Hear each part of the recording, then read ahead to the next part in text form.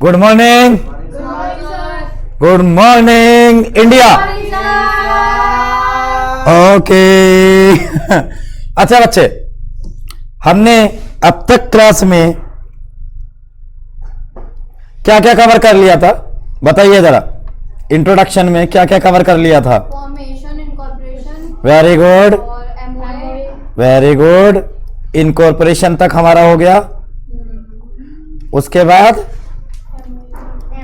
MOA, AOA, और उससे पहले इनकॉर्पोरेशन से पहले भी मैंने कुछ क्लियर कराया था। डॉक्ट्राइन ऑफ कॉर्पोरेट बोलो बोलो बोलो, सेक्शंस का खेल।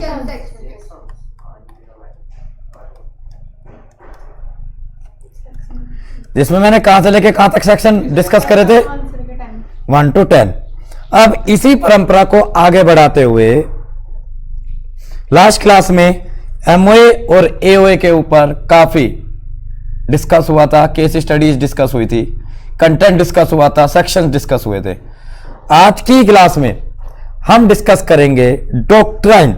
क्या डिस्कस करेंगे? डॉक्ट्राइन ऑफ, एमओए और एओए। यानी कि आज की क्लास में हम डिस्कस करेंगे डॉक्ट्राइन, जो एग्जाम पॉइंट ऑफ व्यू से बहुत इंपॉर्टेंट होते हैं। क्यों इंपॉर्टेंट होते हैं? क्योंकि इन डॉक्ट्राइन में आप केस लॉज भी पढ़ते हैं और बहुत सारी केस स्टडी भी इन डॉक्ट्राइन से कनेक्ट होती हैं। क्या क्या? It is clear?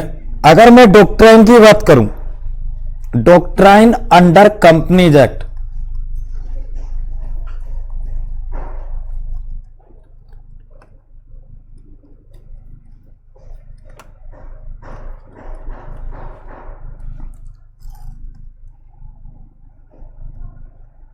ये डॉक्ट्राइन तो नहीं है पर कॉन्सेप्ट है, लिफ्टिंग एंड पियर्सिंग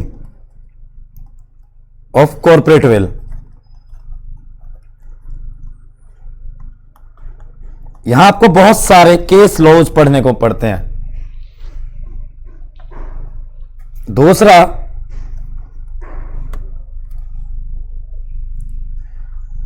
ये डॉक्ट्राइन आ जाएंगे आपके एमओए के या एओए के कुछ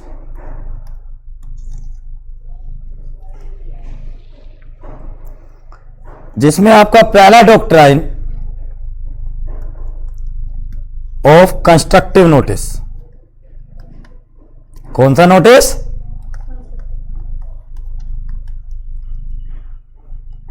doctrine of indoor management.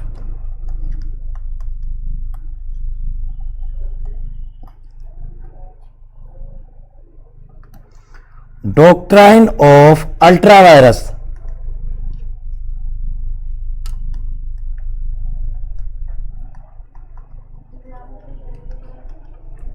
Doctrine of alter ego. कौन सी ईगो?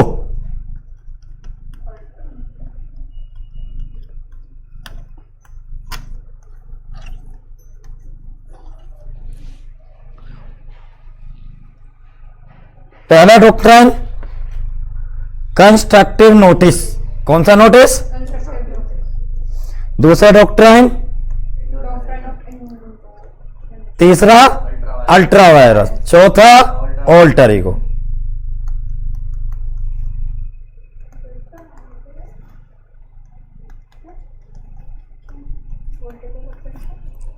ऑल्टर ईगो बेटा, ईगो ईगो।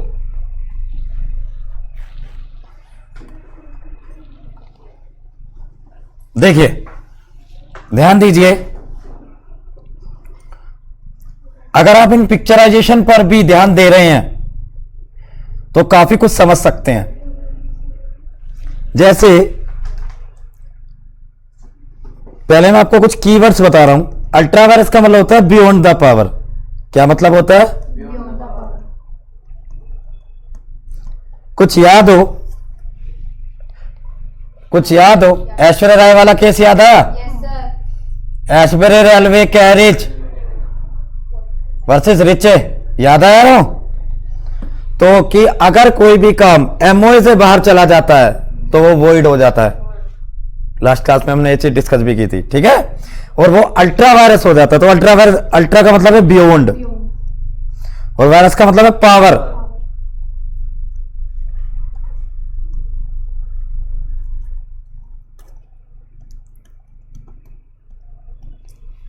इंडोर मैनेजमेंट, ये डॉक्ट्राइन प्रोटेक्ट करता है आउटसाइडर को। सर कैसे, ये भी हम डिस्कस करेंगे आज की क्लास में।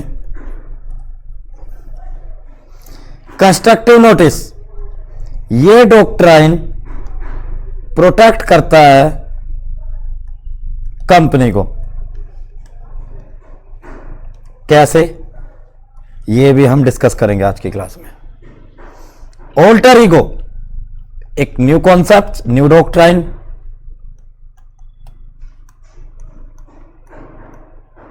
भी डिस्कस होगा।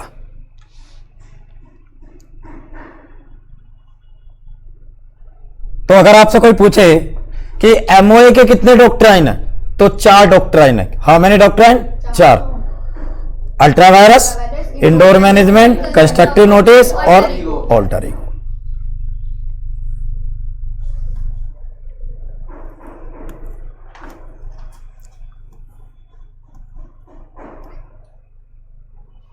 हाँ जी, सबसे पहले डिस्कस करते हैं अल्ट्रा वायरस। क्या डिस्कस करते हैं? कुछ मैंने आपको एक चीज बताई थी, बार बार वही बोला। सेक्शन 6 इसी से समझ लेते हैं। क्या था बेटा? एओए। ये क्या था? MOA, और ये क्या था? कंपनीज है। Companies act.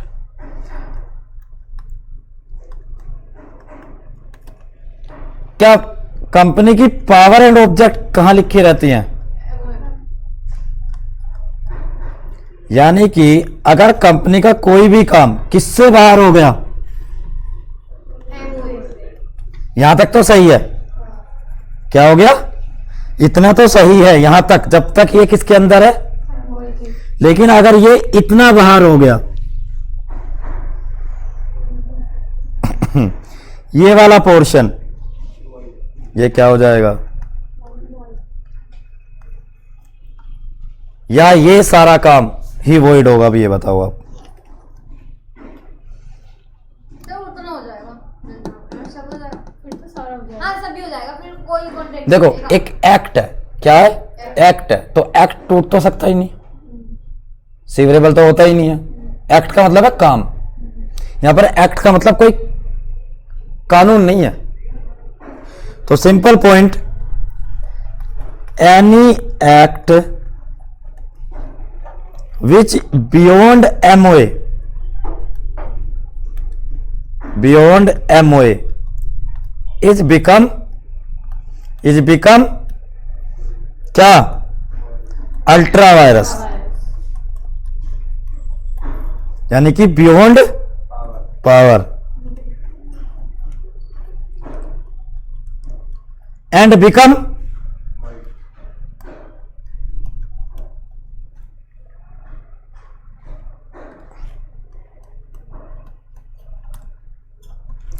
लाइन को समझिए।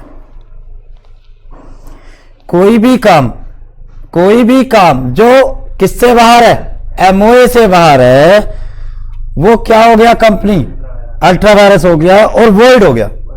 क्या हो गया? वॉइड।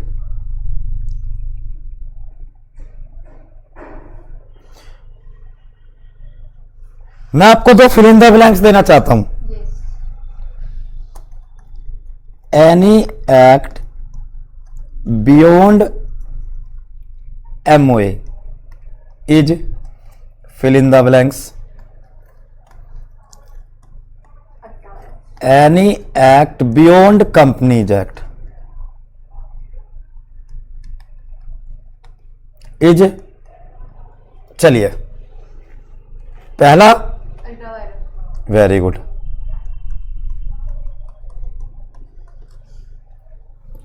बिल्कुल सही बात है। कोई भी काम जो एमओए से बाहर है वो क्या, अल्ट्रा। कोई काम जो कंपनीज एक्ट से बाहर हो गया, फिर गलती कर गए। अल्ट्रा वायरस बिल्कुल नहीं, तो फिर सोचो, इससे बाहर हो गया, इलीगल। इल्ली तो सर वॉइड हो गई। जो हाँ, सॉरी वर्ड एमओए से बाहर होते ही होगा। कभी कभी बच्चे वहां जल्दी में लिख देते हैं any act which beyond the companies act is void, और कहते हैं जी हम तो पूरा जो है पेज भरकर आए थे सर, केस लो भी। अब जब तुमने फ्रंट ही खराब कर दिया तो फिर क्या बचा। यानी कि अगर कोई काम क्या हो जाए, कंपनीज एक्ट से बाहर हो जाए, तो वो क्या होगा, इलीगल, प्रोहिबिटेड बाय लॉ।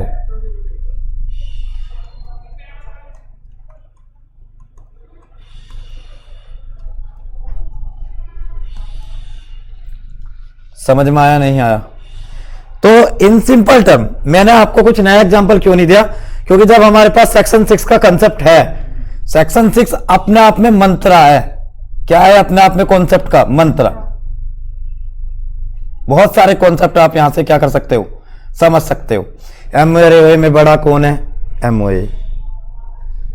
अगर एमओए से काम बाहर हो गया, अल्ट्रा वायरस। अगर कंपनीज एक्ट से बाहर हो गया, इलीगल। समझ में आया। तो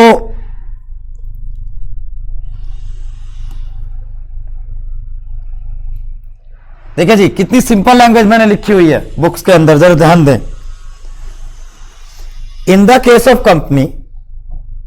कंपनी के केस में जो चीज कहां नहीं लिखी हुई है, मेमोरेंडम में नहीं लिखी हुई है, एज अ क्या, ऑब्जेक्ट या power, prohibited by the doctrine of ultra virus. इसका क्या मतलब है, prohibited by the companies act नहीं है, prohibited by the doctrine of ultra virus. इसका क्या मतलब है, अल्ट्रा वायरस क्या कहता है, अल्ट्रा वायरस ये कहता है कि आप केवल वो ऑब्जेक्ट या पावर यूज कर सकते हो जो कहां स्टेटेड है, MOA.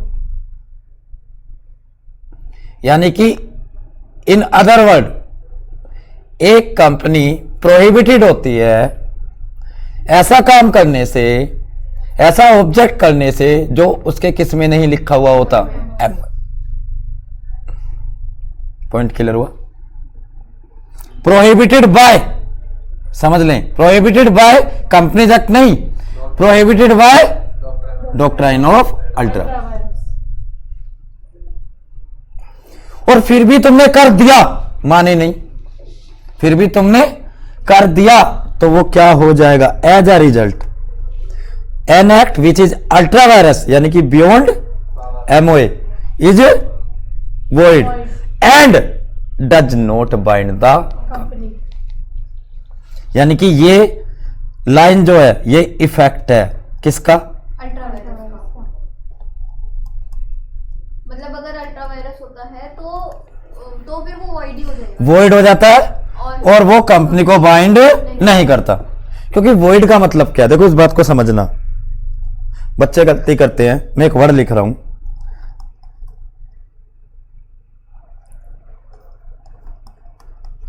Ultra vires act is void against the company.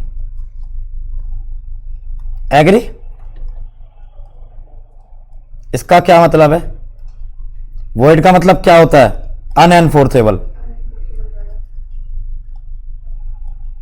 या वॉइड को नल्लम पैक्टम भी बोलते हैं। क्या बोलते हैं, एक लाइन के मतलब नो लीगल इफेक्ट, मतलब जिस चीज का कोई लीगल इफेक्ट नहीं।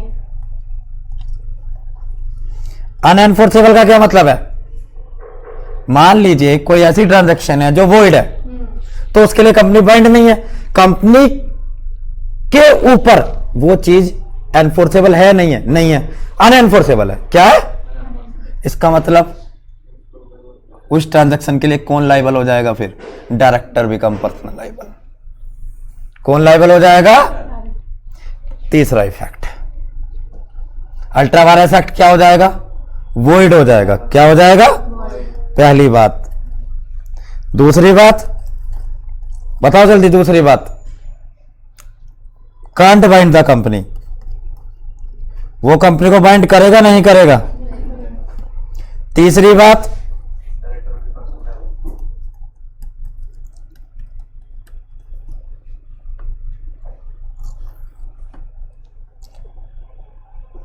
Can't enforceable against the company, ये भी लिख सकते हो। कंपनी के अगेंस्ट उसके लिए केस नहीं किया जा सकता, ठीक है। चौथा बोलो जल्दी। बच्चे कहते हैं कंटेंट नहीं मिलता जी लिखने को। क्या नहीं मिलता? कंटेंट। हम मंथन ही नहीं करते कॉन्सेप्ट का, कंटेंट कहां से आएगा? बस कहीं से प्लेन क्या मिल जाए, लाइन मिल जाए रटने को और रट मारो। 5 नंबर का टॉपिक है, 5 लाइन है, इट्स सो सफिशिएंट। मतलब आई एम स्केर्ड जब मैं ऐसे बच्चों को देखता हूं, मतलब उनकी अप्रोच क्या है प्रोफेशन को लेकर।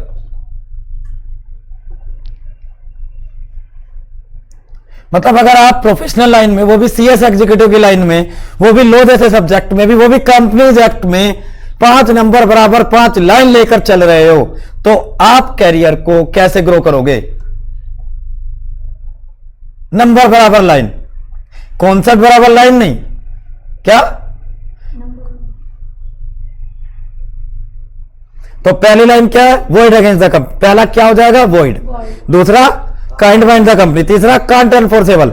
चौथा बताइए जी, बताइए डायरेक्टर बिकम। और 5वां मेरी तरफ से गिफ्ट ले जाओ।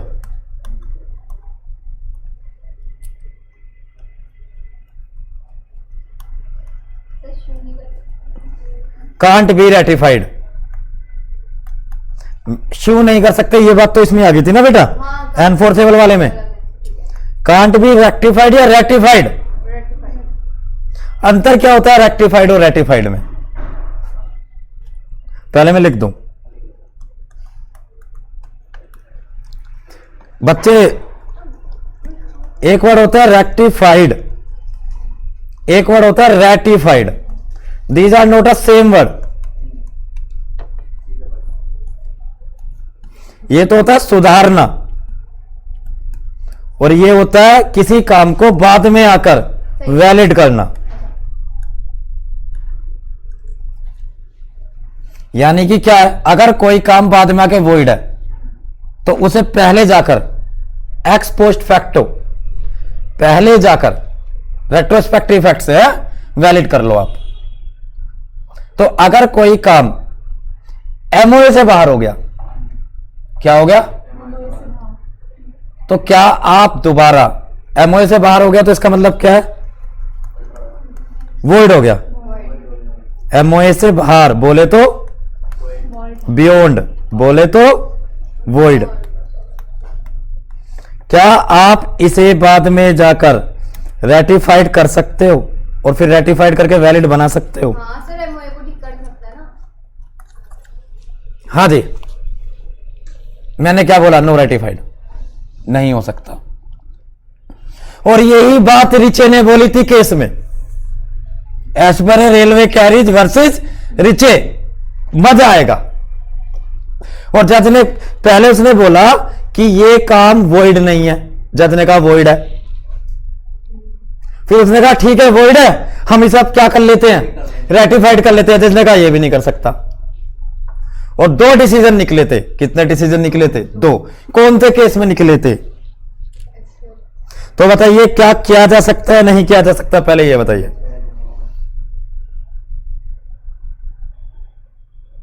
गॉट इट और नॉट कॉन्सेप्ट? तो मुझे समझ में आ गया कि भाई बुरे फंसे। जरा पढ़ेंगे। Neither the company nor the contracting party श्योनिच, क्योंकि वो क्या हो गया? वॉइड हो गया। ना तो कंपनी किसके अगेंस्ट केस कर सकती है? उस बंदे के अगेंस्ट। ना ही बंदा किसके अगेंस्ट केस कर सकता है? उस कंपनी के अगेंस्ट। द कंपनी, वर्ड को समझिए, the company can not make ultra vires transaction valid. Even, ये केस लो कई बार आया हुआ है, even every member assent to it, चाहे 100% मेंबर एग्री हो गए, चलो कोई बात नहीं, कोई बात नहीं, हम सब एग्री हो रहे हैं, वही इस बच्चे वाली बात है, एमओए को अल्टर करके इसे क्या कर लेते हैं, वैलिड। नहीं बेटा, इस 100% को बोलते हैं यूनेमियस। क्या बोलते हैं, यूनेमियस कंसेंट भी हो जाए, मतलब all member are agree. Every member का मतलब है कि आज सारे मेंबर थे, कंपनी में 100 मेंबर थे, 100 के 100 एग्री हो गए, चलो जी कोई बात नहीं, बाद में आके एमओए को क्या कर लेते हैं, अल्टर करके इसे वैलिड करते हैं। लोग कहता बिल्कुल नहीं कर सकते, है ना बेहतरीन बात। लो बड़ा है या 100 मेंबर बड़े हैं, और लो ने मना किया है इसे। किसने मना किया है, लो ने मना किया है कि अगर आप सारे के सारे एग्री भी हो जाते हो तो भी इसको क्या नहीं किया जा सकता, क्या नहीं किया जा सकता, इस काम को रेटिफाइड नहीं किया, वैलिड नहीं किया जा सकता। बेटा समझ में आया। बच्चे कहते हैं जी हमें इस केस लो की लैंग्वेज समझ में नहीं आ रही, पहले कॉन्सेप्ट को समझ लो। अगली क्या बात है बताना जी, अगला पॉइंट क्या कह रहा है, incapable of ratification. Clear. 6th बात क्या कह रहा है, protect share holder and creditor of company. अब जरा पढ़ते हैं,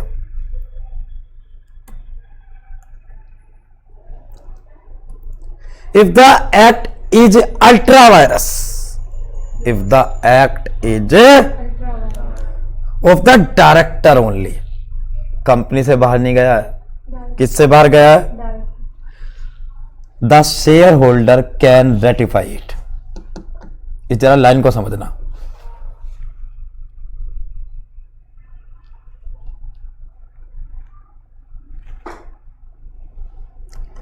यानी कि अल्ट्रा वायरस का मीनिंग क्या है, beyond the power, beyond the या अथॉरिटी, एक ही तो बात है। पावर को हम क्या बोल सकते हैं यहां पर, अथॉरिटी या स्कोप या लिमिट्स। एक एक वर्ड के कितने देख रहे हो। अगर कोई काम अल्ट्रा वायरस फ्रॉम एमओए हो जाए, क्या हो जाए, तो वो तो वॉइड हो गया,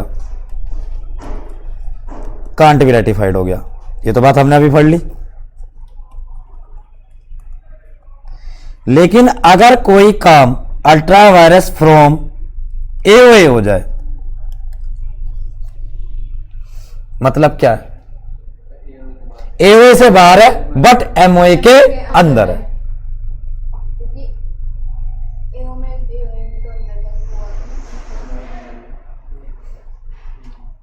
लॉजिक समझ में आया।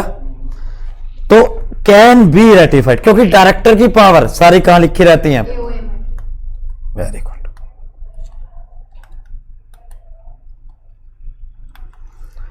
तो इसे कैन बी रेटिफाइड, ये क्वेश्चन कई बार आता है बच्चे समझने। यानी कि अगर मैं स्पेशल नोटिंग की बात करूं, इफ मैं लिखवा रहा हूं, if any act which is ultra virus from AOA but with in MOA। क्या बोला मैंने, ultra vires from AOA but with in the MOA, then such act can be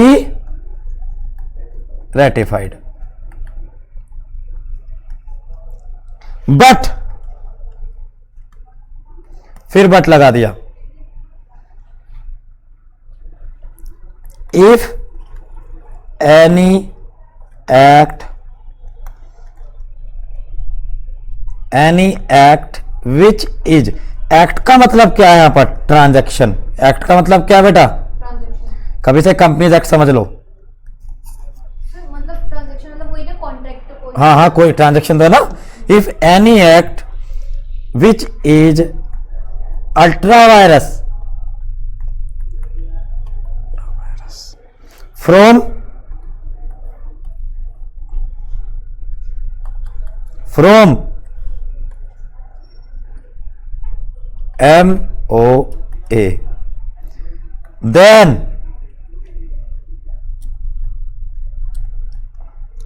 such act is void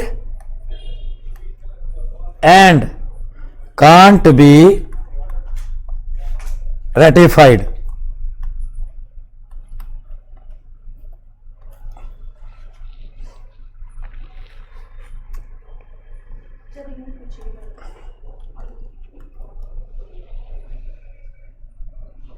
clear हो गया concept?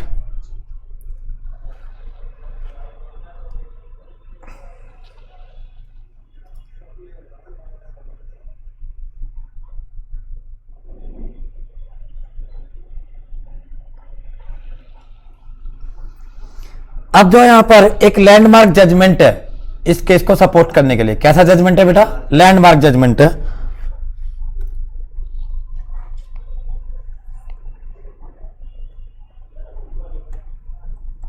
Aishwarya railway carriage and iron company versus Riche, जिसने पीछे भी जाकर याद करो, याद है? इस केस ने वहां भी बोला था, क्या बोला था वहां पर बताओ?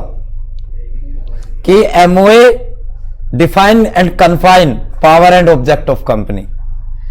MOA में दोनों चीजें होती हैं, अफर्मेटिव भी और नेगेटिव भी। याद आ गया? तो पहले इस केस को मैं जरा समझा दूं, तुम्हें समझाऊं, फिर इसके फैक्ट्स। पहले पिक्चर बना के समझाते हैं केस का। जब भी कोई केस लो पढ़ते हो, समझना मेरी बातों को।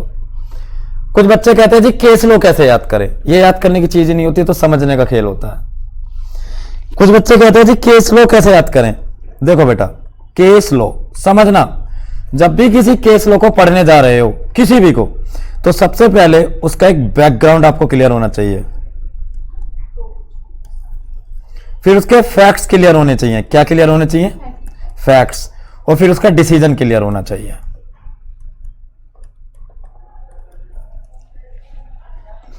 अगर आप एक केस लो की प्रॉपर अंडरस्टैंडिंग चाहते हो, क्या चाहते हो बेटा?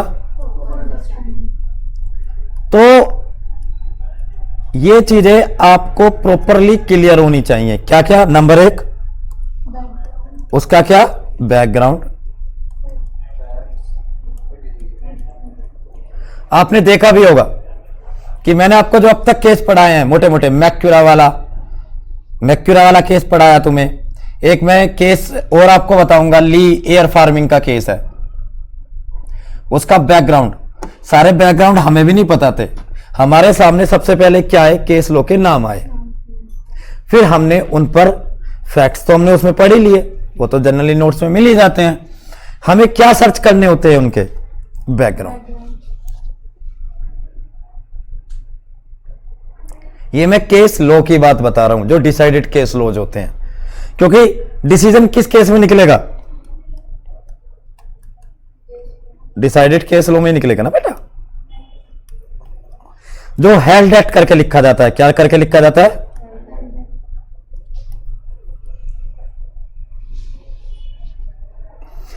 अब सारे केस लॉ के बैकग्राउंड तो हम याद नहीं कर सकते, ये भी है, लेकिन फिर भी कम से कम अगर आप कंपनीज एक्ट में 25, 30, 35 के करीब केस लॉज के आपको बैकग्राउंड क्लियर होने चाहिए। बोल के दिखा देना फिर, जिस दिन केस लॉ के आपको बैकग्राउंड आ गए तो फैक्ट्स अपने आप समझ में आ जाते हैं।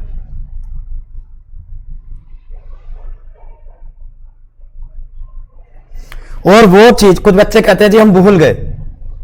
मैं आपको गारंटी देता हूं, अगर आपने बैकग्राउंड क्लियर करके केस लॉ पढ़ा है तो आप भूल सकते नहीं, वो परमानेंट मेमोरी में चला जाता है। फिर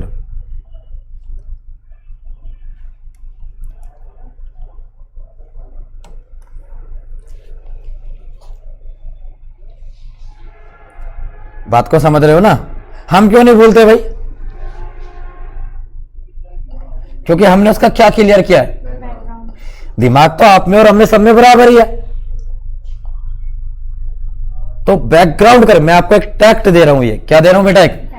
और स्पेशल कंपनीज एक्ट में तो जरूर आपको केस लॉज के बैकग्राउंड मैक्सिमम क्लियर होने चाहिए, जब भी तो इसे कैरियर बोला जाता है। क्या बोला जाता है? कैरियर। हुआ क्या सर, सुनिए, हुआ क्या, एक कंपनी थी एशबरी रेलवे कैरिज। क्या थी भाई? एक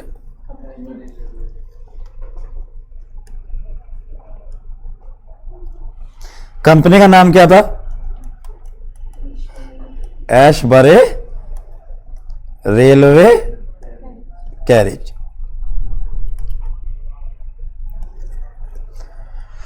अब इस कंपनी का एमओए था, ऑब्जेक्ट का लिखा रहेगा, और इस कंपनी का जो ऑब्जेक्ट था, मेन जो ऑब्जेक्ट था वो क्या था? Construct railway line in Belgium. यानी कि केस लो यहां का नहीं है, इंडियन केस लो नहीं है। कंस्ट्रक्ट कौन सी लाइन? रेलवे लाइन कहां? बेल्जियम में। तो सब यहाँ का लो और यहाँ का लो तो अलग अलग हो। बिल्कुल अलग अलग है, बिल्कुल अलग अलग है, लेकिन जो डॉक्ट्राइन्स हैं, जो स्पिरिट ऑफ द लॉ है, वो तो कॉर्पोरेट लॉज की सेम है ना। वहां की कंपनी भी तो बिजनेस ही करती होंगी, और बिजनेस तो यूनिवर्सल प्रिंसिपल है ना। सही बात है, गलत है? अप्रोच ऑफ द लॉ क्या है? सेम है ना। It it clear? अब अगर जो है प्लस इसका एक देखो किस वर्ड की वजह से लड़ाई हुई थी, जरा ढंग से समझना। यहां पर एक वर्ड लिखा हुआ था कि कंपनी कॉन्ट्रैक्ट बना सकती है। क्या बना सकती है? पहले इतनी बात समझ में आई या नहीं आई? सर अच्छा है, फोन अलग रख दो। What are you doing on your phone?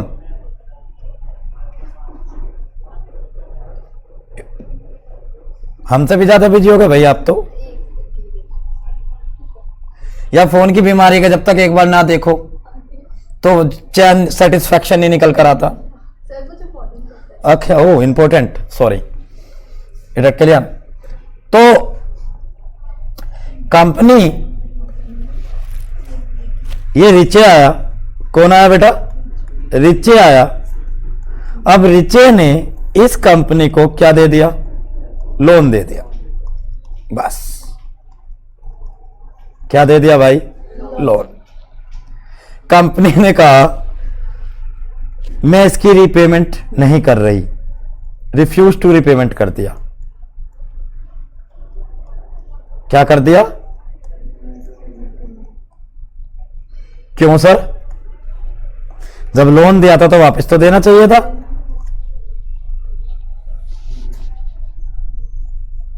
देना चाहिए था, नहीं देना चाहिए था? कंपनी ने कहा रिचे से, कौन था ये? पिटूराम। कौन था? रिचे। एक फर्म थी मैसर्स रिचे, हाँ इंडिविजुअल पर्सन नहीं था, मैसर्स रिचे थी जो एक फाइनेंस एक्टिविटीज करती थी। कंपनी ने इस लोन को रिफ्यूज टू पे क्यों कर दिया? क्यों कर दिया? कि ये जो लोन है ये अल्ट्रा वायरस है। क्या है मेरे लिए? क्योंकि उसके एमओए में लिखा होगा भाई नहीं देना है। रिचे ने कहा अल्ट्रा वायरस कैसे है? आपके यहां पर आपके एमओए में कॉन्ट्रैक्ट वर्ड लिखा हुआ है, इसका मतलब हुआ आप फाइनेंस कॉन्ट्रैक्ट भी बना सकते हो। कौन से कॉन्ट्रैक्ट बना सकते हो? पहला ग्राउंड समझ में आया? नहीं आया? क्या लिखा हुआ है आपके एमओए में? कॉन्ट्रैक्ट। कॉन्ट्रैक्ट लिखा हुआ है, इसका मतलब क्या है कि आप मतलब बोरोइंग ले सकते हो। अब लड़ाई हो गई। कंपनी ने क्या बोला इसे? ये जो लोन है क्या है ये? इसका मतलब मेरा एमओए से अलाउ नहीं करता, मैंने मेरी एमओए की पावर से क्या है? बाहर है। रिचे ने क्या बोला? जी गलत, आपके एमओए में कौन सा वर्ड लिखा हुआ है? कॉन्ट्रैक्ट वर्ड लिखा हुआ है जो ये अलाउड करता है कि आप अपने ऑब्जेक्ट के लिए फाइनेंस भी ले सकते हो, मतलब बोरोइंग कर सकते हो। अब मैं आपसे जानना चाहता हूं, लेकिन उससे पहले एक स्टोरी डिस्कस करना चाहता हूं। बड़ा लैंडमार्क जजमेंट है, और आपको लग रहा होगा सर गलत है। लगता है जब इसे पढ़ते हैं कि कॉन्ट्रैक्ट तो कॉन्ट्रैक्ट है जी, चाहे कोई सा भी कॉन्ट्रैक्ट हो। कॉन्ट्रैक्ट तो क्या है? कॉन्ट्रैक्ट अगर वर्ड में यहां पर वर्ड लिखा है contract, it means company can make every type of contract. भाई जब यहां पर वर्ड लिख गया एमओए में कि कंपनी कॉन्ट्रैक्ट बना सकती है, इसका मतलब क्या है? Company can make any type of the contract. चलते हैं जी, पहले इतना समझ में आया नहीं आया? अब जरा समझे, आप एक ढाबे पर खाना खाने जाएं, ढाबे पर लिखा था यहां खाना मिलता है, क्या लिखा था?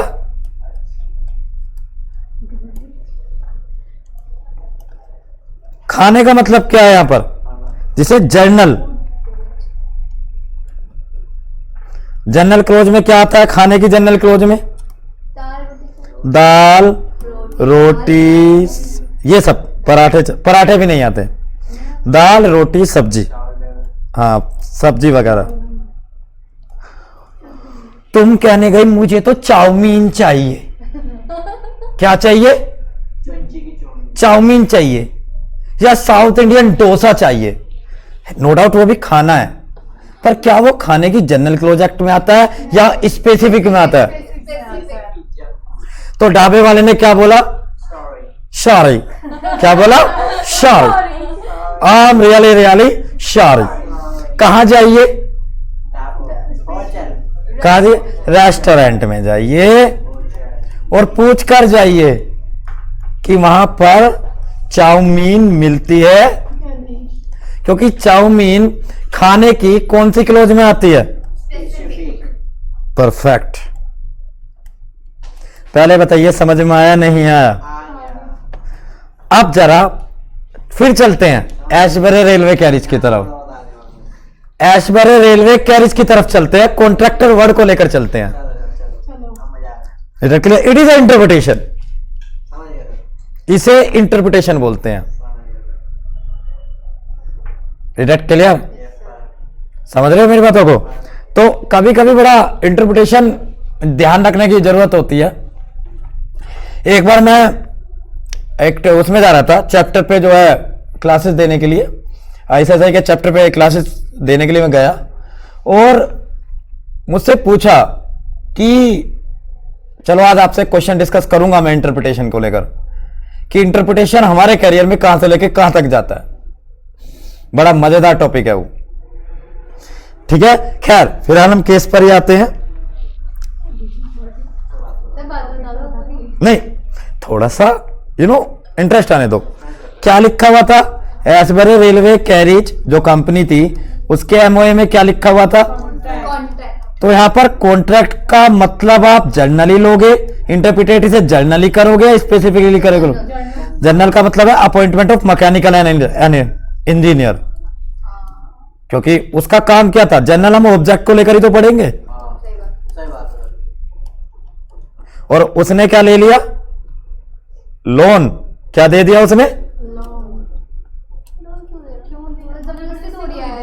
या सिविल कॉन्ट्रैक्ट, एक तरीके से क्या वर्ड बनेंगे? और मतलब ऐसे वो लोन क्यों दे रहा था? मतलब मुझे ये बात समझ नहीं आई। उसने एमओए पूरा तरीके से इंटरप्रिटेट ही नहीं करा ना, तो जबरदस्ती क्यों दे रहा है? दे दिया है ना। दे चुका है हाँ, उन्होंने ले लिया, लेकिन देने के नाम के कंपनी लाओ मुझे दे दो, ये गलती किसकी हुई ना? देने वाले तो एमओए यही तो चिल्ला चिल्ला के कहता है।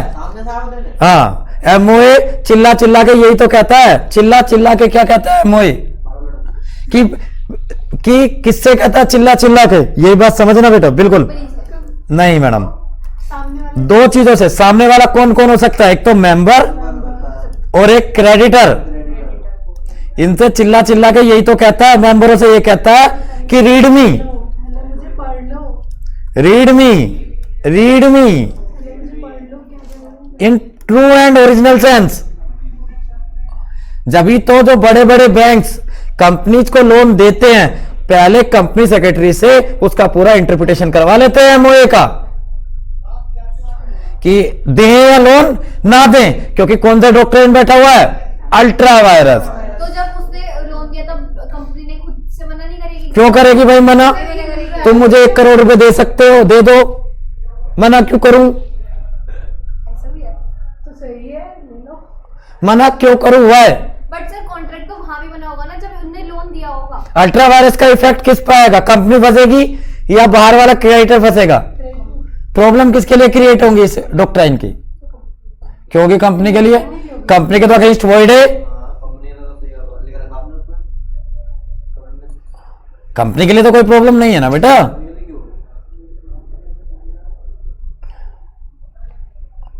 समझ में आया नहीं आया? Is that clear? तो रीडमी मेंबरों से क्या कहता है? मेंबरों से कहता है कि एंट्री करने से पहले रीडमी और ये देख ले कि जिसमें इन्वेस्ट करने जा रहा है, जिस ऑब्जेक्ट में, उसमें रिस्क कितना है, रिटर्न कितना है। रीडमी कब? आफ्टर इन्वेस्टमेंट या बिफोर इन्वेस्टमेंट?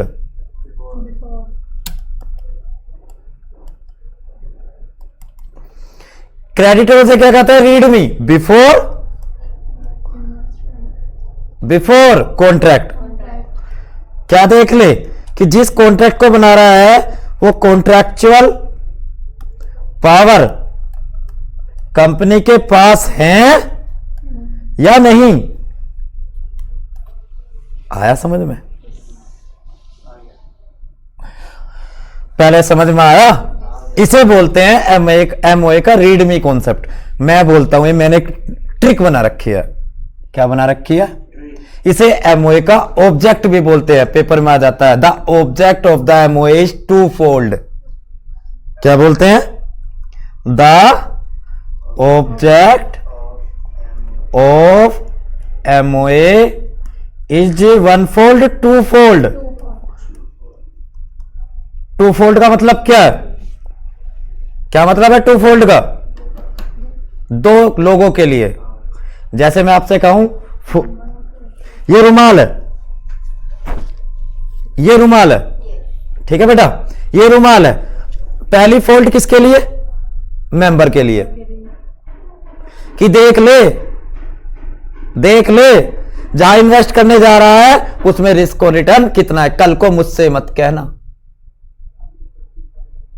आई बात समझ में नहीं आई? तुमने घर के बाहर लिख दिया बोर्ड पर कुत्ते से सावधान, लिख दिया ना? घर के बाहर बोर्ड पर क्या लिख दिया? कुत्तों से सावधान।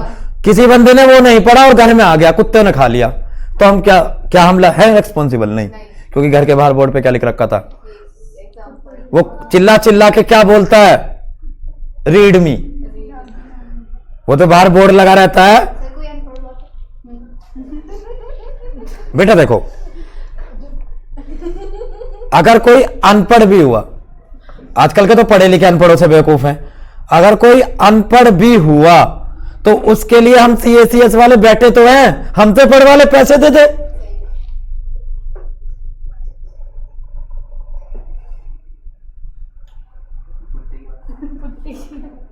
हम तो कह रहे दुनिया क्या हो जाए। सर नहीं, आगे जाने वाले से पकड़ के पूछ लो भाई क्या लिख रहा है यहाँ पे, पढ़ के बता दूंगा। नहीं ऐसे ना कुत्ते का वो बना दो। हाँ, पिक्चर बना दो, बिल्कुल ट्रॉफी बना दो लोगों को। अरे मैं कुत्ते की बात कर रही हूँ सर।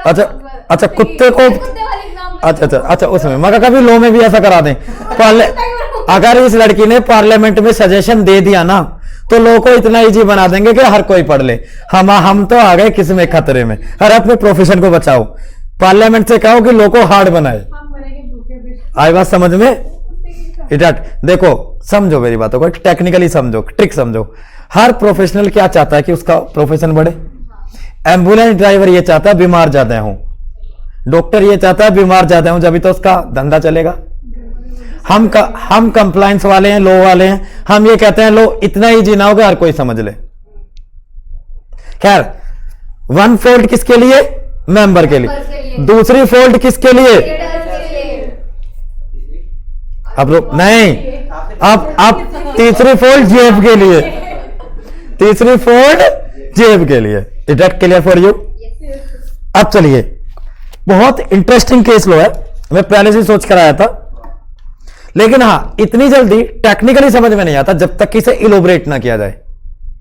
ऐसा नहीं है कि लाइन रट लो, समझो, थोड़ा सा ब्रेन स्टॉर्मिंग करो।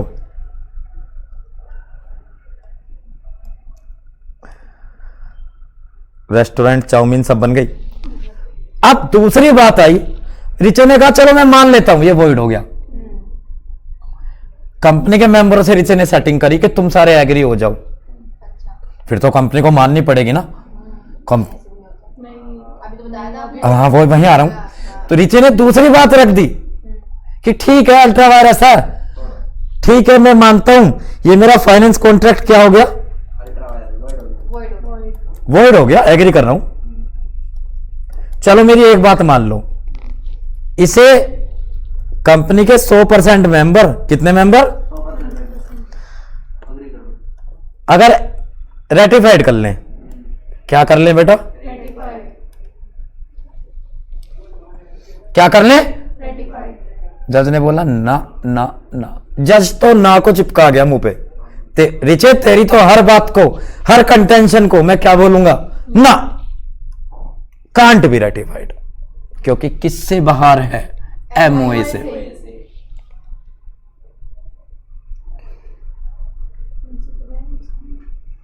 तो दो कंटेंशन रखी रिचे ने, क्या क्या, it is not ultra vires, उसे भी लॉ ने क्या, उसे भी जज ने क्या कह दिया, इट इज अल्ट्रा वायरस। रिचे ने दूसरा रखी, इट कैन बी रेटिफाइड, जज ने क्या बोल दिया, no, can't be ratified. Is that clear और नॉट? अब मैं चाहूंगा, देखो मैंने आपको इतना समझाया, अब मैं चाहूंगा जो भी बच्चा, आप लोग या जो है और भी बच्चे जो इस लेक्चर को देख रहे हैं वीडियो क्लासेस के ऊपर, वो भी एक बार 2 मिनट पूरे कॉन्सेप्ट को पीछे को दिमाग में रखते हुए अब लैंग्वेज ऑफ द लॉ पढ़ें।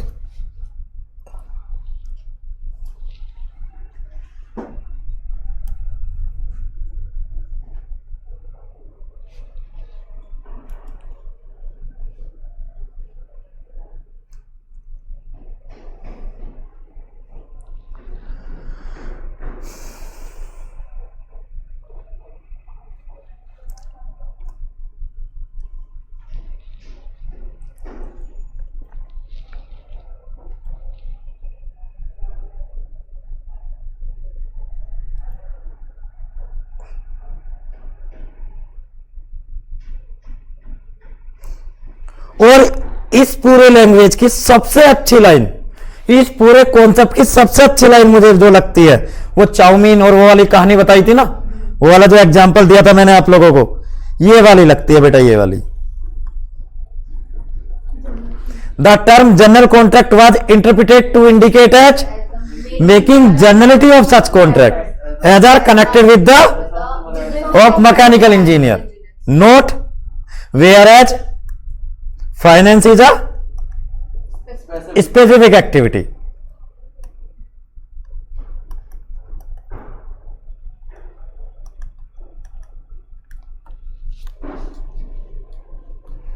रिचे क्या थी, इंडिविजुअल नहीं था, मैंने आपको बताया था ड्यूरिंग, क्या थी रिचे, फर्म थी जो क्या करती थी, construct the railway line in Belgium.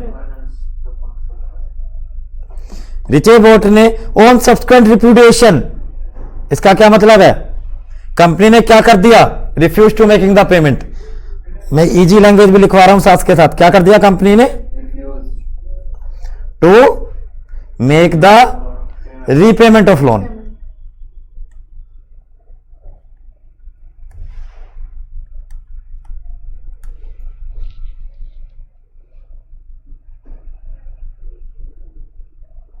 According to him, यानी कि अकॉर्डिंग टू रिचे, हिम का मतलब क्या है यहां पर, और ये यहां ये जो वर्ड है अकॉर्डिंग टू क्या था, जज।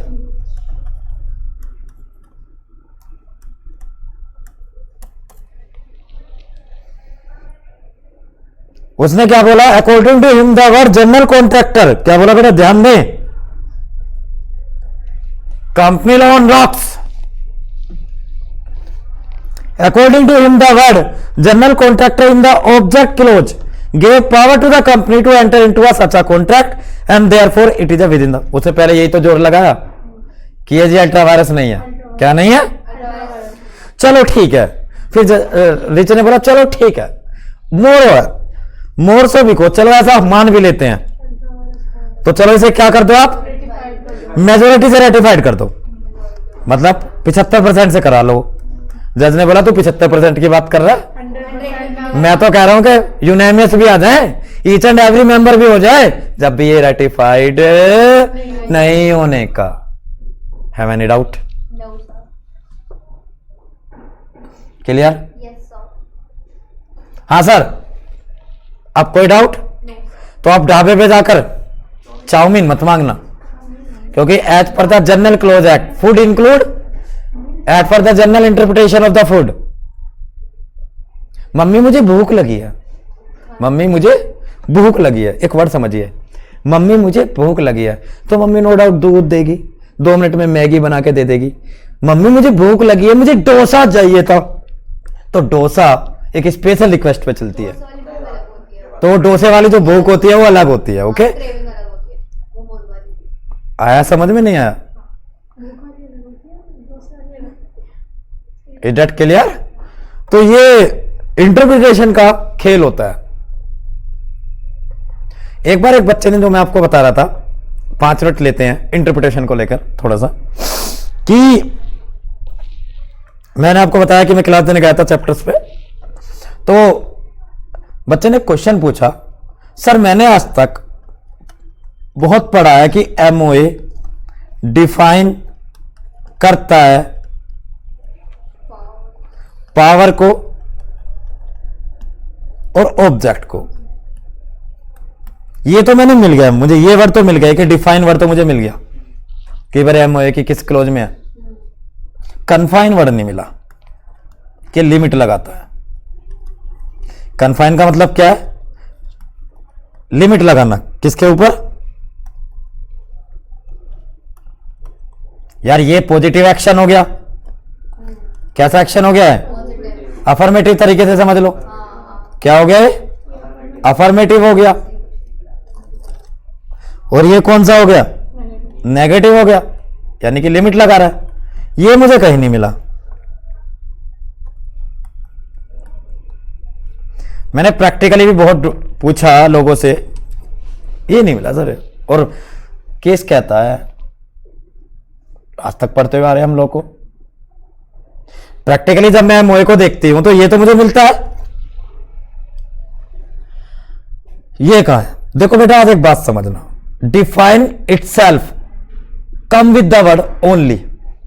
डिफाइन वर्ड क्या लेकर आता है? सौगात में। और जैसे ही किसी वर्ड के आगे ओनली लग गया, इसका मतलब लिमिट लग गई, केवल वो। मैं एक बड़ा अजीब सा एग्जांपल लूंगा। हाँ, अजीब सा इसलिए लूंगा ताकि एक प्रैक्टिकल एग्जांपल, आप गलत मत लेना कोई भी, ठीक है, पर मैं लेता हूं ये एग्जांपल। इंटरप्रिटेशन का कोई एंड नहीं है बच्चों। Interpretation day to day activity, एक सन की पन है इंटरप्रिटेशन। आप एक बात देखिए, लेडीज टॉयलेट नाम से एक वर्ड लिखा हुआ होता है। लिखा के क्या केवल लेडीज टॉयलेट। यहां पर ओनली वर्ड कभी नहीं लिखा रहता नॉर्मली, केवल लेडीज टॉयलेट लिख दो, इसका मतलब जेंट्स नहीं जाएंगे। इसका मतलब कैसे हुआ कि जेंट्स नहीं जाएंगे? लेडीज जाएंगी ये बात पक्की है, जेंट्स नहीं जाएंगे। लिखा है ना कि उसका नाम लिखा हुआ है, इसलिए। यानी कि ये अपने आप में क्या लेकर आया? ओनली। क्या लेकर आया बेटा? ओनली वर्ड लेकर आया। और ओनली लेकर आया, इसका मतलब कन्फाइन लेकर आया, लिमिट लेकर आया, स्कोप लेकर आया। It is a interpretation.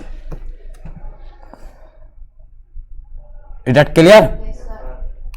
तो अल्ट्रा वायरस को आप कवर करेंगे। पहले एक बार इसे जरा 2 मिनट के लिए रीड आउट कीजिए। अभी 2 मिनट के लिए रीड आउट कीजिए, फटाफट फटाफट।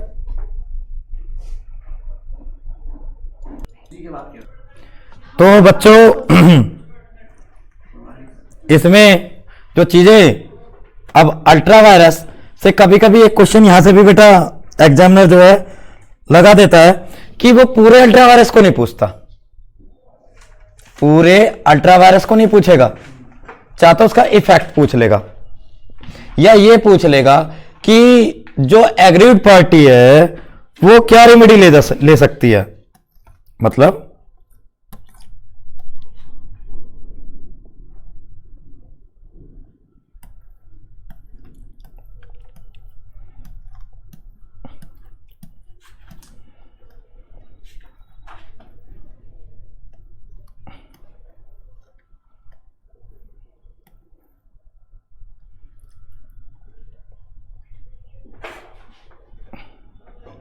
यानी कि effect of ultra vires transaction.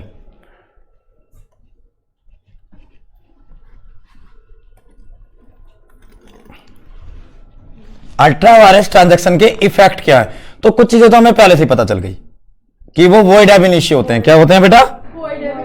और मैंने पहले बताया था नल इम्पैक्टम, नो लीगल इफेक्ट। वॉइड को क्या बोल सकते हो आप? नो नल इम्पैक्टम। दूसरा, और इसके साथ ये तो हमने इस केस में पढ़ ही लिया था, no legal effect of ultra vires transaction. नल्ले हैं वो, क्या जी? नल्ले। समझ में आ गया? भाभी जी घर पर है? अब वो तो मुझे भी नहीं पता चला आज तक भाभी जी घर पर है या नहीं है। चलिए इधर आइए। इंजेक्शन, इंजेक्शन का मतलब क्या होता है? स्टेरॉइड। ये तो पता है ना तुम्हें, प्रिवेंटिव रिलीफ है एक तरीके से। क्या है? तो इसने बोला कंपनी अल्ट्रा वायरस ट्रांजैक्शन करने जा रही है। समझिए, कंपनी कहां जा रही है? अल्ट्रा वायरस ट्रांजैक्शन करने। उस कंपनी के मेंबर, क्या बेटा? उस कंपनी के, ऐसे समझिए, क्या चीज उठाऊं? ओके, ये कंपनी है। क्या है ये? Company duster private limited. Company का नाम क्या है? Duster private limited. और इस कंपनी में एक मेंबर है पैन प्राइवेट लिमिटेड, या पैन इंडिविजुअल भी हो सकता है क्योंकि कंपनी मेंबर दोनों हो सकते हैं। ये कंपनी चली कहां? कहां चली? अल्ट्रा वायरस ट्रांजैक्शन करने। और गाना गाया कंपनी ने, जाती हूं मैं। It clear? तो जो मेंबर है वो गए कोर्ट, कोर्ट में जाकर क्या लाए? स्टे ऑर्डर, इंजेक्शन, रोको, रोको मत जाने दो। तो यानी कि मेंबर क्या कर सकता है? क्या कर सकता है मेंबर? इंजेक्शन ऑर्डर ला सकता है। जाती हूं मैं, तो सुनो, जाती हूं मैं, कंपनी कह रही है जाती हूं मैं, मेंबर कह रहा है जल्दी है क्या? रुको जरा, मैं गया कोर्ट, कोर्ट से क्या लाया? Stay order. Is that clear? चलिए, अब भैया कौन फंसेगा? कंपनी तो बच गई, वॉइड है। और डायरेक्टर, डायरेक्टर की क्या लायबिलिटी निकल कर आ गई यहां पर? Personal liability for ultra vires transaction. Personal liability for the ultra vires. Sir company क्यों बच गई? सर कंपनी को बाहर है उसके। कंपनी तो शुरू में बचा ली ना, कंपनी तो बचा ली ना स्टार्टिंग में। आई बात समझ में? अब बेचारा वो दुखड़ा रोने किसके पास जाएगा? रीचे किसके पास जाना? डायरेक्टर के। क्योंकि कौन लायबल हो गया? डायरेक्टर। Is it clear? तीन बातें समझ में आई? बिल्कुल क्लियर है? Yes sir. Void ab initio, injection. तीसरा, personal liability of the director. It is one of the duty of the director to ensure that, क्या? दैट कॉर्पोरेट कैपेसिटी, यानी कि एमओए केवल किस बिजनेस के लिए हो? लेजिटिमेट बिजनेस के लिए हो।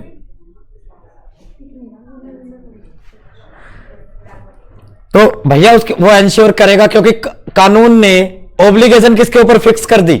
डायरेक्टर के ऊपर।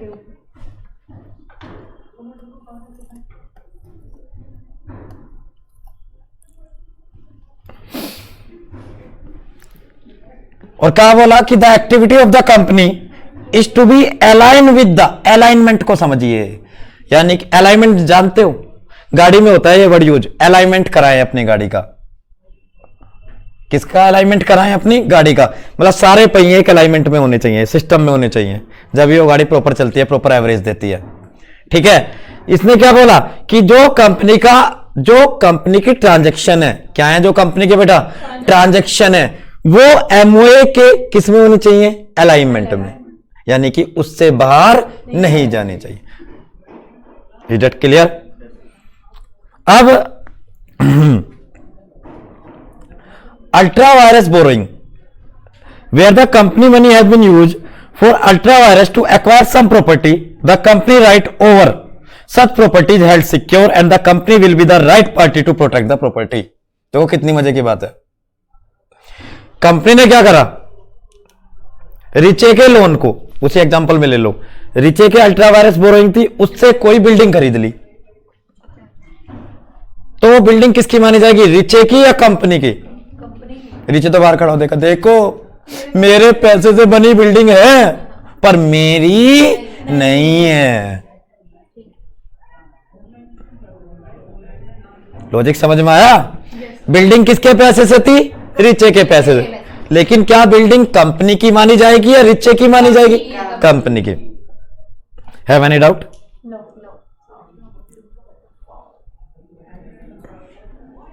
क्योंकि ये जो मनी है, फिर जो ultra vires money belong to company होती है, ना कि बिलोंग टू आउटसाइडर। इसे लिख लो, अल्ट्रावायरस मनी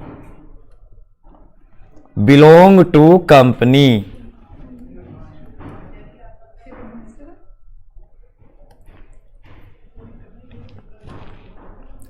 कभी भी अल्ट्रावायरस ट्रांजैक्शन, क्या बेटा, कभी भी क्या, अल्ट्रावायरस ट्रांजैक्शन रिलेशनशिप क्रिएट नहीं करती क्रेडिटर और डेटर की। क्रेडिटर कौन बताना, यानी कि लेंडर, और डेटर कौन थी यहां पर, कंपनी, यानी कि बोरोवर। कितनी मजे की बात है। जब एक बात समझो, एक मेरी बात सुनो, जब तक कानून उन्हें डेटर या क्रेडिटर ही नहीं मानेगा, तो क्या फिर वो एक दूसरे का पैसा देंगे? रिश्ता ही कायम नहीं हुआ। मतलब there are the no relation between the debtor and creditor. There is a, यानी कि क्या है कि कंपनी, ये होगी कंपनी, और ये कौन हो गया, क्रेडिटर। इसने इसे लोन भी दे दिया, लेकिन फिर भी इनके बीच में वो रिश्ता कायम, कौन सा रिश्ता जी, डेटर और क्रेडिटर का।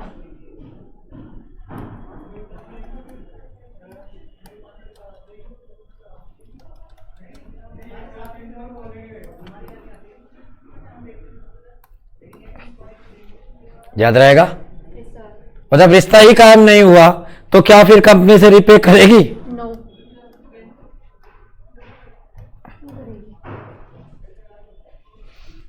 Have any doubt? No. Is that clear? चलिए,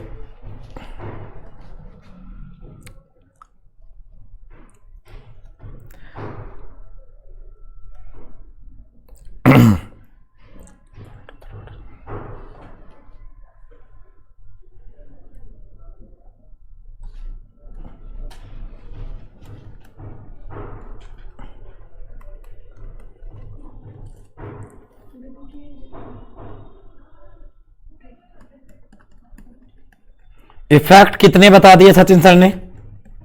कितने इफेक्ट बताए हैं? 5। पहला इफेक्ट क्या बताया, बताइए जल्दी। Very good. दूसरा बताइए, क्या ला सकता है, जाती हूं मैं। Very good. तीसरा, personal liability of director, director become personal liable. Void definition को कैसे याद रखेंगे, नल्ले हो जाएंगे, नल एंड वॉइड।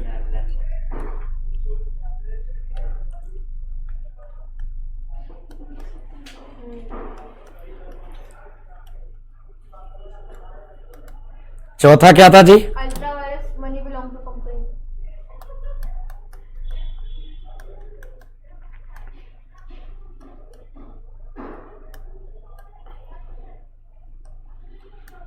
पांचवा क्या था, ultra vires borrowing doesn't create the relationship at creditor and debtor. There are no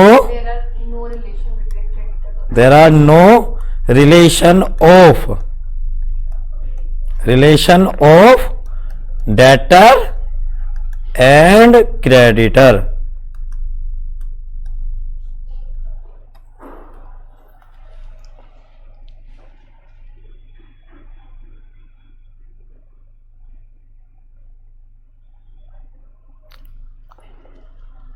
clear हुआ बेटा?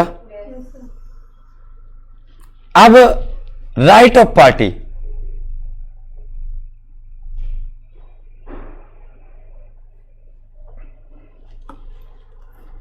तो बताइए क्या रीड मी इंपॉर्टेंट है या नहीं है? Yes sir. इम्पोर्टेंट। बहुत इंपॉर्टेंट है।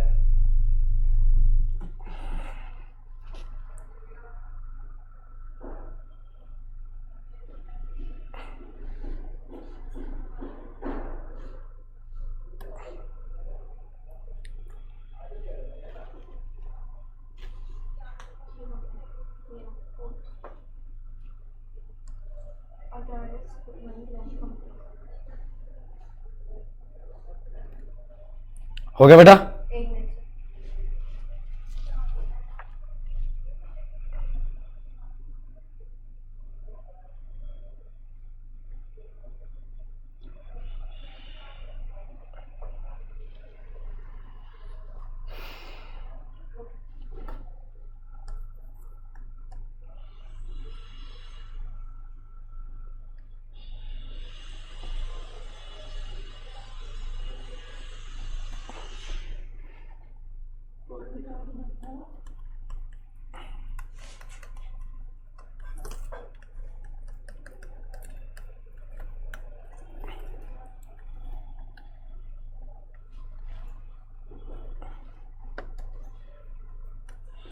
The right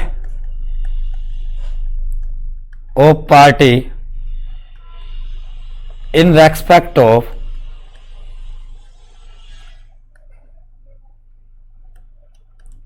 ultra vires transaction. ये बड़ी अच्छी चीज है कि ठीक है आपने किसी को पैसे दे दिए और वो अल्ट्रा वायरस हो गए, लेकिन फिर भी आपके कुछ क्या हैं, राइट्स बचे हुए हैं। ये राइट्स किसके होंगे? नो डाउट क्रेडिटर के, या इसे यहां पर लैंडर बोल दो। क्या बोल दो? लैंडर। क्योंकि बार बार वर्ड लैंडर ही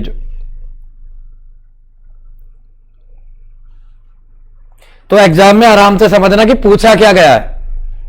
अब अगर तुमसे कोई वैसे ही पूछ ले अल्ट्रा वायरस के बारे में, वैसे ही कोई बच्चा ही पूछ ले या साथ का कह दे कि भाई मुझे पढ़ा दे थोड़ा सा, तो आपके दिमाग में एक चार्ट होना चाहिए अल्ट्रा वायरस, इसे क्विक, ये मान लो कैप्सूल समझो। इसका मीनिंग क्या है? इसका मीनिंग, इसका केस लॉज, इसका इफेक्ट, और इसका क्या बेटा लास्ट में क्या याद रखोगे? The right.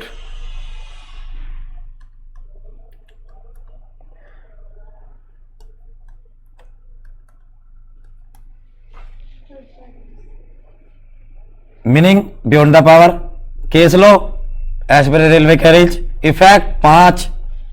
मतलब एक क्विकली हम इस तरीके से उसे समराइज कर लेंगे अपने लास्ट में आके। कहते हैं ना एग्जाम से पहले एक बार फटाफट फटाफट फटाफट देख लेना ताकि सारी चीजें आ जाए।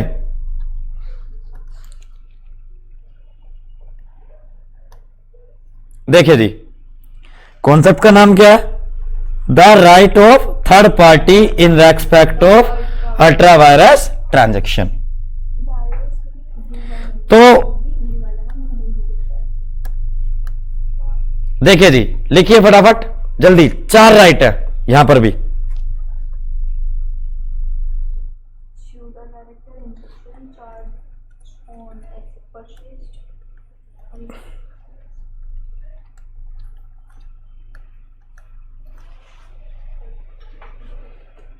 ये तो हमें पहले पता था कि डायरेक्टर पर इश्यू कर देंगे। लिख लो ये।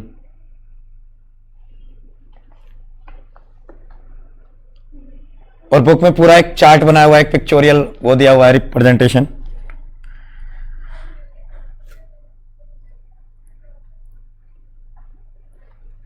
अब एक बात बताओ, मैंने अभी उस एग्जांपल में बताया था इफेक्ट में, सुनो कि कंपनी ने उस पैसे से एक प्रॉपर्टी खरीद ली, ओनर तो कंपनी मानी जाएगी क्योंकि अल्ट्रावायरस मनी बिलोंग टू क्या मानी जाती है? Company.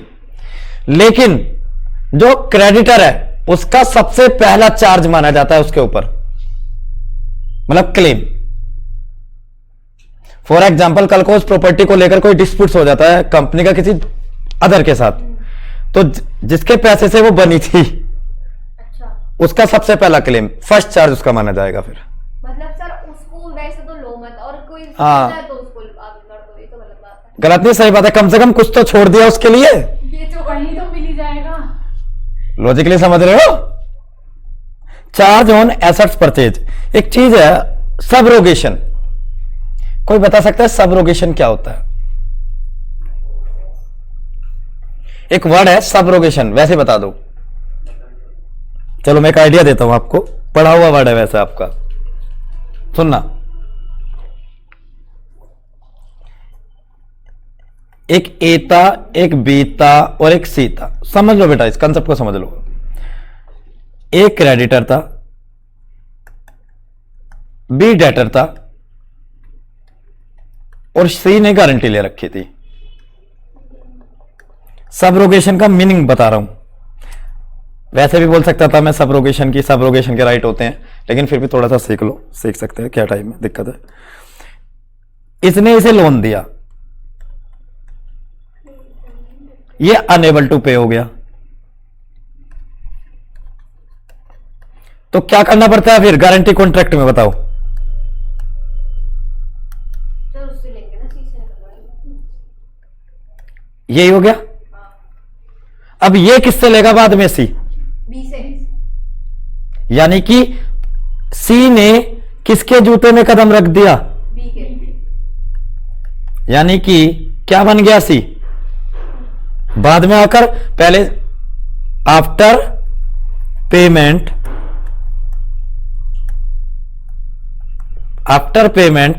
Of B's loan to A, then C become the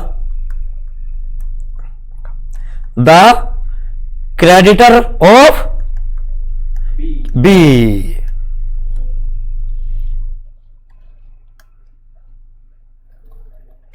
यानी कि कन्वर्ट हो गया मैटर। पहले गारंटर था और लोन पे करने के बाद ये गारंटर क्या बन गया? ये तो पहले भी डेटर था,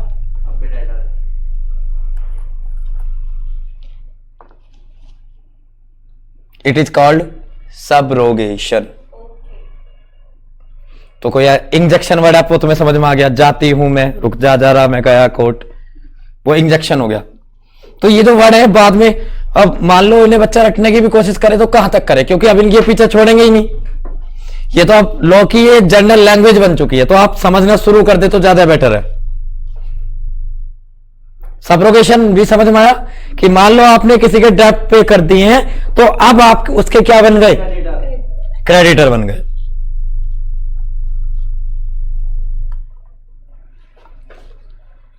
देखिए जरा पढ़िए subrogation. If the company pay any debt by using such money. Company ने क्या करा? सुनना मेरी बातों को बेटा, सुनो बच्चों, ध्यान दें। देखिए लैंडर से पैसा किसका आया? किसके पास गया? कंपनी के पास। कंपनी ने इस पैसे को क्या कर दिया? अपने क्या पे कर दिए? डेप्ट। क्या पे कर दिए? डेप्ट। It is clear? तो then lender has such right to recover such money from the company. भाई क्या, सुन ले, देखो कितनी अच्छी बात है। अगर कंपनी ने अल्ट्रा वायरस मनी को, सिंपल टर्म समझ लेना, बहुत क्रक्स में बता रहा हूं, अगर कंपनी ने अल्ट्रा वायरस मनी को क्या करा? से कोई प्रॉपर्टी एक्वायर की, केस को वहां समझना होता है कि केस स्टडी किस तरीके से आई है। या अल्ट्रा वायरस मनी से कोई क्या किया? डेप्ट पे किया। क्या किया? या पेमेंट ऑफ डेप्ट किया, एक ही बात है ना? ओ शिट,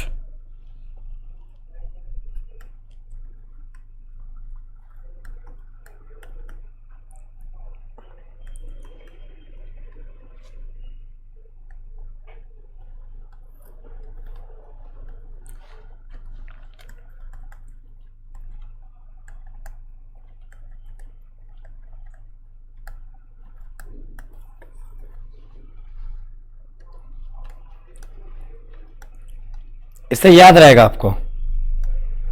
तो बताना जरा क्या होगा बेटा? Lender become first charge, lender acquire क्या हो जाएगा,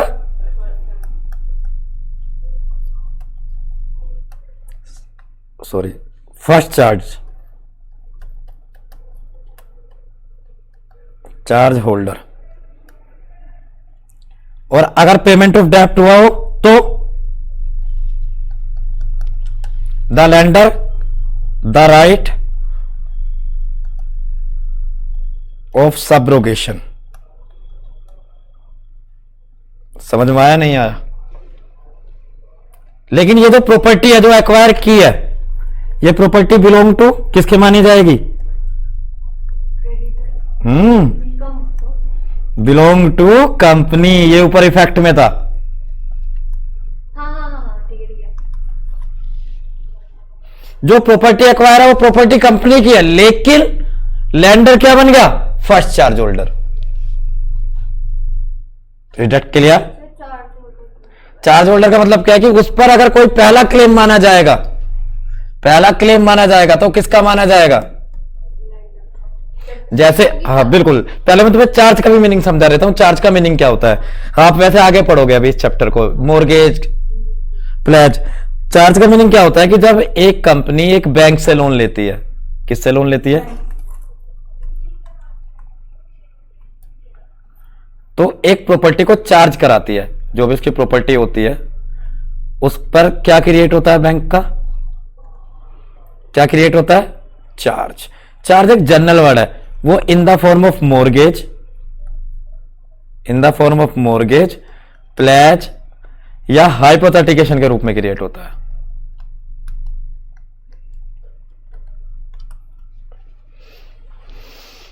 मतलब अब भी उसके ऊपर राइट सारे खत्म नहीं हुए हैं। किसके किसके किसके? मान लो कंपनी अब उस प्रॉपर्टी को, एक्वायर प्रॉपर्टी को आगे बेचना चाह रही है कि टंटा खत्म कर दो, तो बेच नहीं सकती बिना इसके अप्रूवल के। चलो कहीं तो राइट है।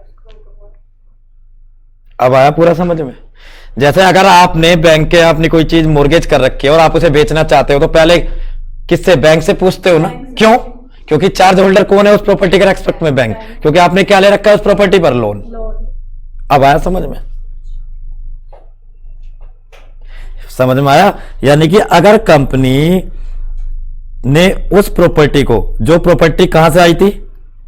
अल्ट्रा वायरस बोरोइंग से खरीदी थी, उसे आगे क्या करना चाह रही है? बेचना चाह रही है। तो जब तक नहीं बेच सकती, जब तक कि जिसके पैसे से वो बनी थी, आई थी, उससे अप्रूवल ना ले। Is that clear? ऐसा क्यों किया है? फिर तो क्या करते? अल्ट्रा वायरस बोरोइंग हुई थी, कंपनी प्रॉपर्टी खरीदती, आगे बेच देती, ट्रांजैक्शन का सीक्वेंस खत्म। समझ में आया बच्चों? तो आज की क्लास में मैंने काफी हद तक यही कोशिश की है कि कॉन्सेप्ट क्लैरिटी ज्यादा करो। मैंने कोई रटवाया बच्चों? कोई सेक्शन आया आज? नहीं आया, केवल केस लो आया। क्या आया? केस लो आया बेटा। Is that clear for everyone? Okay बच्चे, बाय बाय, टेक केयर।